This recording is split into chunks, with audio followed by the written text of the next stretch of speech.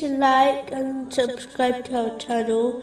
Leave your questions and feedback in the comments section. Enjoy the video. Narrated, Abdullah bin Mas'ud, may Allah be pleased with him.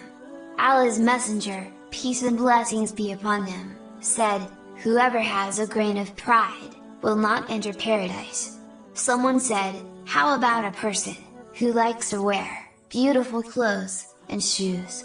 Allah's Messenger, peace and blessings be upon him, said all of Allah's affairs, are beautiful, and he likes beauty. Pride means, rejecting the truth, and looking down, at people.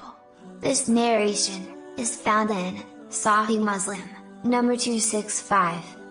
Muslims should never be proud, of something, they have, as Allah, the Exalted, is the creator, of that thing, and the real owner. He is the one, that gave it to you. So you should not be proud, of something, that really does not, belong to you. Owning nice things, like nice clothes, is not pride. Pride happens, when a person does not accept, the truth, because they think, they know better. And it happens, when they think, they are better, than others. It is important to accept, the truth, it does not matter, who it comes from.